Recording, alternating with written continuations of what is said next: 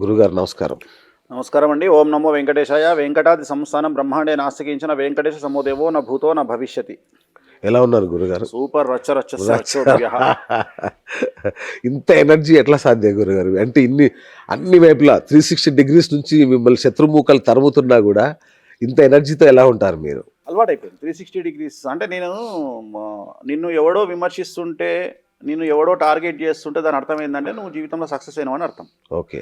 నిన్ను ఎవడు పట్టించుకుంటలేడంటే నువ్వు వేస్ట్ అని అర్థం. ఓహ్! సో జీవితంలో పాఠాలు నేర్పించే టీచర్ల కంటే గుణపాఠాలు నేర్పించే శత్రువులు చాలా మేలు. ఓకే. సో పాఠాలు మనకు ఏది పనికిరాదు. ఈ మధ్యన కొత్తగా చాలామంది మాట్లాడుతున్నారు A square plus B square is equal to అనేది మన జీవితంలో వచ్చి పనికిరాదు అని. నిజమే, అది పనికిరాదు. మనకు పనికొచ్చింది ఎప్పుడన్నా? పనికిరాలే. ఇప్పటికీ అర్థం కాదు. సో అదే మనకు గుణపాఠాలు నేర్పించే శత్రువులు ఉంటే ఏంటంటే శత్రువుల వల్ల మనం లైఫ్లో అలర్ట్గా ఉంటాము. ఇంకొద్దిగా ఏదో చేయాలి అనేటువంటి ఉత్సుకత మనలో పెరుగుతుంది. ఇంకేదో చేయాలి అనేటువంటి ఉత్సాహం పెరుగుతుంది. అలాగే బ్రెయిన్ షార్ప్గా పనిచేస్తుంది. జనరల్గా ఏం చెప్తారంటే ఆల్జీమర్ ఉండేటువంటి పేషెంట్కు డాక్టర్లు ఏం చెప్తారంటే 24 గంటలలో 18 గంటలు పని చేయండి అని చెప్తారు. అంటే బ్రెయిన్కు పని చెప్పడం వల్ల ఆల్జీమర్ అనేది దగ్గరికి రాదు. సో అట్లనే మనం బ్రెయిన్ షార్ప్గా పనిచేయాలి అంటే మనకు శత్రువులు ఉండాలి. మిత్రుల వల్ల మనకు ఏ సమస్యలు లేకపోతే జీవితం చాలా సాఫీగా, చాలా రెగ్యులర్ ఫార్మేట్లో జరుగుతుంది. అట్లా కాకుండా సంథింగ్ స్పెషల్ ఉండాలి అంటే జీవితంలో శత్రువులు అనేవాళ్ళు ముఖ్యం. అంటే శత్రువులు అని నేను చెప్పాను. శత్రువులలో చాలామంది ఉంటారు. బంధువులలో శత్రువులు ఉంటారు, స్నేహితులలో శత్రువులు ఉంటారు. అంటే మన గ్రూప్ లోనే మేకవన్నీ పులులు ఉంటారు. అండ్ ఇంకొకటి ఏంటంటే కలియుగంలో నమ్మకం ఎక్కడ ఉంటే మోసం అక్కడ ఉంటుంది. సో ఇవన్నిటిని మనము లైఫ్లో ముందుకు రావాలి అంటే ఖచ్చితంగా మనకు శత్రువులు ఉండాలి, దాడి ఉండాలి. అండ్ అన్నిటికంటే ముఖ్యం ఏంటంటే తెలుగు రాష్ట్రాలలో సెలబ్రిటీ కావాలన్నా, డబ్బులు సంపాదించాలన్నా, లైఫ్ని ఎంజాయ్ చేయాలన్నా ఖచ్చితంగా దెబ్బలకు రెడీగా ఉండాలి. అది ఎక్కడి నుండి వస్తుంది అనేది వీ కాంట్ ప్రిడిక్ట్. మనం జ్యోతిషాన్ని ప్రిడిక్ట్ చేయగలుగుతాము, ప్రపంచంలో జరిగేటువంటి పెద్ద పెద్ద సంచలనాలను మనం ప్రిడిక్ట్ చేయగలుగుతాము, గ్రహాల గమనాన్ని ప్రిడిక్ట్ చేయగలుగుతాము. నువ్వు ఏదైనా ఈవెన్ సునామీని కూడా ప్రిడిక్ట్ చేయొచ్చు. కానీ తెలుగు రాష్ట్రాల్లో దెబ్బలు ఎక్కడి నుండి పడతాయి అనేది గుర్తు చేయలేము, మనము ప్రిడిక్ట్ చేయలేము. అంటే అది యూట్యూబ్ ఛానల్ నుండి పడుతుందా, మెయిన్ స్ట్రీమ్ ఛానల్ నుండి పడుతుందా, ఫేస్బుక్ నుండి పడుతుందా, లేకపోతే ఒక ఇన్స్టాగ్రామ్ నుండి పడుతుందా? అసలు మన లిస్టులో లేనోడు మనల్ని టార్గెట్ చేస్తాడు. ఎందుకు చేస్తాడు అంటే వాళ్ళు కావాలని చేయరు. ఎందుకంటే ఇప్పుడు ప్రస్తుతం సోషల్ మీడియా, తెలుగు స్టేట్ల సోషల్ మీడియా అనేది కుటీర పరిశ్రమ అయింది. సో ప్రతి ఒక్కళ్ళకు కంటెంట్ కావాలి. కంటెంట్ ఎక్కడి నుండి వస్తుంది? సో ఇంతకు ముందు మనకు తెలిసిన శాంతి స్వరూప్ పీరియడ్ ఏంటంటే సమాజంలో ఉండే న్యూస్లో దాన్ని చెప్పేవాళ్ళు. ఇప్పుడు న్యూస్ ఛానల్స్ కానీ సోషల్ మీడియా కానీ దే క్రియేట్ కంటెంట్. సో కంటెంట్ని క్రియేట్ చేయాలి. కంటెంట్ లేదు, న్యూస్ ఉండదు.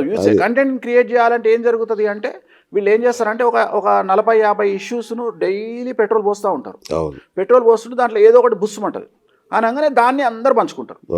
సో ఇది మనము వాళ్ళ వాళ్ళకి ఫుడ్ పెట్టేది ఇది. సో వాళ్ళ ఫుడ్ను మనం ఎట్లా ఆపుతాము? మనం ఆపలేం కదా.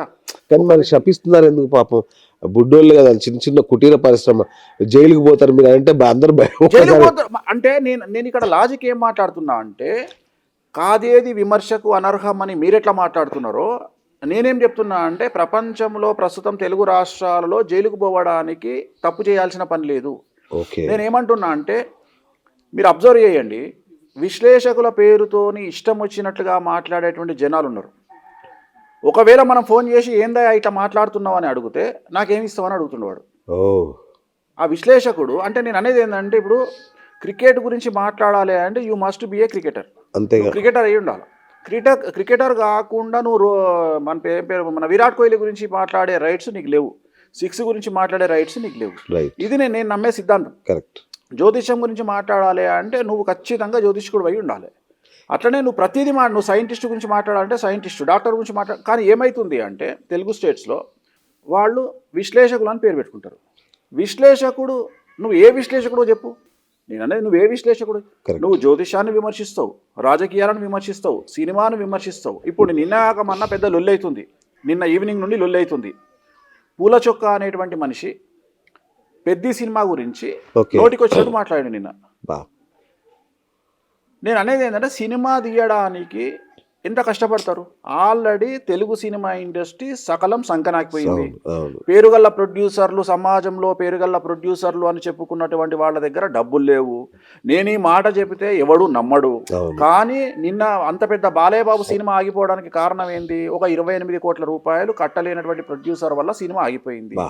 అంటే నువ్వు 1000 కోట్ల రూపాయల బడ్జెట్ సినిమాలు తీస్తా అనుకునేటువంటి దగ్గర 28 కోట్లు లేవు అనేది నిజమే కదా? అంతే కదా. నిజమే కదా. Yes. ఇది నేను చెప్పింది కాదు కదా, వాళ్ళే ఒప్పుకున్నారు కదా. అవును అట్లనే నేను ఏమంటున్నా అంటే పెద్ద పెద్ద ప్రొడ్యూసర్లు అందరూ ఆన్ రోడ్డు మీద ఇవాళ పరిస్థితి ఏంటి అంటే అందరూ ₹3 ఇంట్రెస్ట్ తీసుకొచ్చి ఆల్రెడీ రోడ్డు మీద ఉన్నటువంటి సందర్భము. పెద్ద పెద్ద కంపెనీలన్నీ త్వరలో ఆ కంపెనీలన్నీ దివాలా తీయబోతున్నాయి. అవునా. ఆల్రెడీ హీరోలు బడ్జెట్ పెంచేసిర్రు. ప్రతిదీ కాన్సెప్ట్ ఉన్నప్పుడు నువ్వు సినిమా రిలీజ్ అయిన గంట సేపటికే ఇంకోటి ఏంది, రాత్రి ప్రివ్యూ వేస్తే ఈ ప్రివ్యూ చూసి రాత్రి 1 గంటకు దాని మీద చర్చ పెడతాడు, ఈ సినిమా బాగలేదు.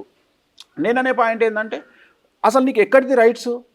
కొన్ని వందల కోట్ల రూపాయలు పెట్టి సినిమా తీసేవాడిని అడ్డుకునే శక్తి లేదా మీకు? Yes. అంటే ఎక్కడికి పోతున్నాం మనం? నేను అనే పాయింట్ ఏంటంటే సరే వేణుస్వామి ఇండివిజువల్ నా మీద దాడి చేస్తున్నారు, నేనేమనట్లా. కానీ ఒక మనిషి ఒక సినిమాని ఆపగలుగుతున్నాడు, ఒక మనిషి ఒక సినిమా రెవెన్యూని ఆపగలుగుతున్నాడు అంటే సినిమా ఇండస్ట్రీ ఏం చేస్తుంది? అవును అంటే వాళ్ళ చేతులు ఏం లేదు.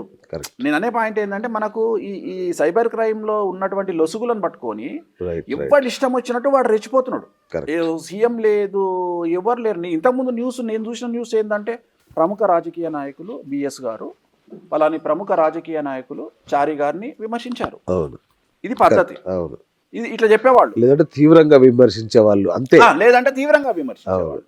ఈ రోజు ముఖ్యమంత్రి గారు అపోజిషన్ నాయకుడిని చాలా తీవ్ర పదజాలంతో హెచ్చరించారు. కరెక్ట్. ఇది నువ్వు జరిగిన సబ్జెక్ట్ చెప్పాలి. ఇప్పుడు డైరెక్ట్ ఇక్కడ ఈ న్యూస్ రీడర్ చాలా ప్లేస్ లో కూర్చున్న వ్యక్తి ఏం అపోజిషన్ లీడర్ అంటాడు. ఏం అపోజిషన్ లీడర్ గారు, మీరు రాష్ట్రంలో తిరగాలనుకుంటున్నారా వద్దనుకుంటున్నారా?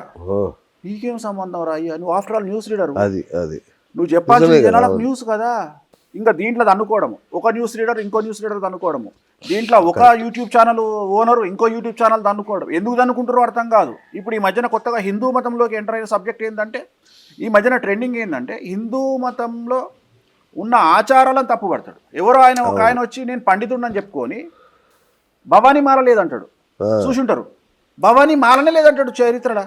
ఇది ఎక్కడిది?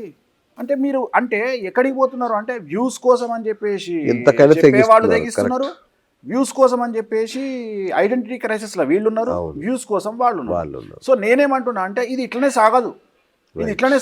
అంటే నేను అనే పాయింట్ ఏంటంటే చంద్రబాబు నాయుడు కంటే, అల్లు అర్జున్ కంటే, జగన్మోహన్ రెడ్డి కంటే, ఒక అమిత్ షా కంటే ఈ ఛానళ్లలో ఉండేవాళ్ళు గొప్పవాళ్ళు కాదు అని నేను నమ్ముతా.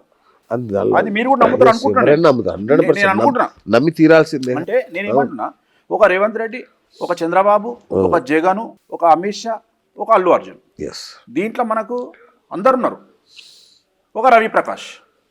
ఎందుకు చెప్తున్నా అంటే ఒక ఛానల్ హెడ్ ఉన్నాడు, ఒక సూపర్ స్టార్ హీరో ఉన్నాడు, ఒక 2 సీఎంలు ఉన్నారు, ఒక సెంట్రల్ హోమ్ మినిస్టర్ ఉన్నాడు.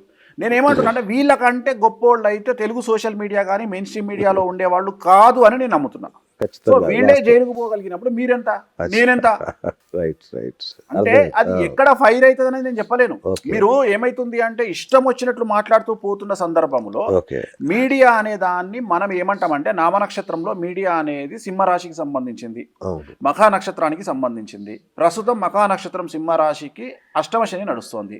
సో దాన్ని బేస్ చేసుకున్నా నేను 2024లో చెప్పిన చిత్ర పరిశ్రమ చాలా సమస్యలోకి వెళ్తుంది అని. సో తెలుగు చిత్ర పరిశ్రమ అనేది, తెలుగుని తీసుకుంటే తులారాశి, చిత్ర పరిశ్రమ మీనరాశి, ఈ రెండింటికి షష్టాష్టకాలైన ఈ రెండు కూడా ప్రస్తుతం 6వ ఇంట్లో శని, ఏలినాటి శని నడుస్తుంది. సో ఇటు తెలుగు రాజకీయాలను తీసుకుంటే తెలుగు రాజకీయాలు అనేది తులారాశి. సో నేనేమంటున్నా అంటే తెలుగు రాజకీయాలకు తులారాశిలో ఉంది, తెలుగు చిత్ర పరిశ్రమ మీనరాశి తులారాశిలో ఉంది, తెలుగు మీడియా అనేటువంటిది తులారాశి సింహరాశిలో ఉంది. సో ఈ మూడిటికి సమస్యలు తప్పవు అనేది నేను జాతకపరమైన విశ్లేషణ చేసి చెప్తాను. దాంట్లో భాగంగా నేను ఏం చెప్తున్నా అంటే, మీరు మాట్లాడేటప్పుడు జాగ్రత్తగా ఉండండి, మీరు ఎవరిని పడితే వాళ్ళని విమర్శించకండి. ఈ మధ్యకాలంలో లాస్ట్ 1.5 ఇయర్లో నాకు తెలిసి 2-3 యూట్యూబ్ ఛానల్ జర్నలిస్టు జైలుకి వెళ్ళారు కదా. అందులో ఒక మహిళ కూడా ఉంది, ఒక రిపోర్టర్ ఉంది, మీరు చూసి ఆల్రెడీ. నేను ఏమంటున్నా అంటే ఇట్లా మీరు రెచ్చిపోకండి అని చెప్తున్నా, తప్పేం లేదే. అంటే మీరు ఎంత సంపాదిస్తారు? నేను అనేది ఏంటంటే ఏదైనా తప్పు చేస్తే ఒక 10 కోట్లకు తప్పు చేసామో లెక్క, నేను ఏమంటున్నా అంటే నీకు ఎంత రెవెన్యూ వస్తుంది, ఈ రెవెన్యూ కోసం నువ్వు విచ్చలవిడిగా మాట్లాడి ఒక ముఖ్యమంత్రిని తిట్టి ఒక మహా అంటే $5 $10 వస్తుంది కావచ్చు. నేను అదే చెప్తున్నా. నేను అనేది ఏంటంటే అనవసరంగా మీ లైఫ్ స్పాయిల్ అవుతుంది కదా. కరెక్ట్. నేను అనేది ఇక్కడ మీ లైఫ్ స్పాయిల్ అవుతుంది కాబట్టి జాగ్రత్తగా ఉండండి అని నేను హెచ్చరించడంలో తప్పు లేదనుకో. నేనేమి శాపనార్థాలు పెడతలేను, నన్ను తిట్టొద్దంటలేను.